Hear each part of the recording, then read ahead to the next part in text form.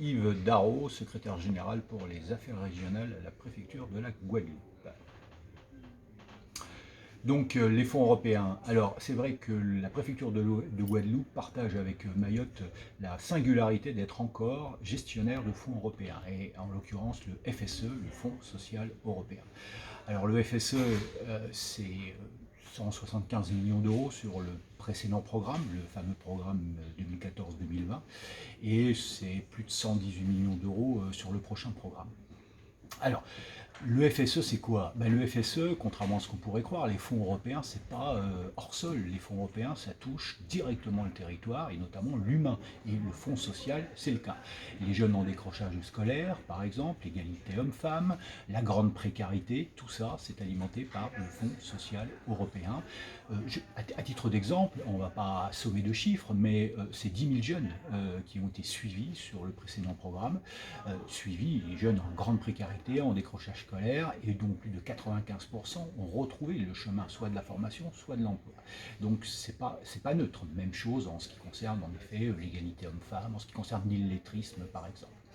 Alors, dire que l'on dépense bien les fonds européens, et sur le précédent programme, nous serons environ à plus de 98% de consommation, c'est pas que des résultats comptables, c'est-à-dire pourquoi dépenser les fonds, avoir des objectifs cette année, où on nous parle d'objectifs, ce qu'on appelle des dégagements d'office, c'est-à-dire que si on n'a pas atteint les 17 millions d'euros de consommation, eh bien ça risque de remonter à l'Europe. C'est tout simplement parce que ça touche très concrètement la vie de nos concitoyens sur le territoire.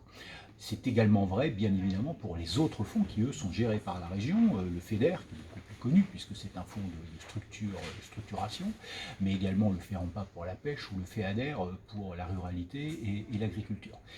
Alors, le comité de suivi, c'est une instance très particulière et qui est quasiment unique, puisqu'elle associe en effet la Commission européenne, les autorités de gestion, comme l'on dit, c'est-à-dire les ministères, la région, l'État, donc en règle générale, mais surtout les partenaires, et puis évidemment les collectivités, et notamment le conseil départemental.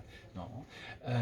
Et ça, c'est un élément stratégique et surtout un élément unique qui permet effectivement et qui justifie de la bonne efficacité des fonds.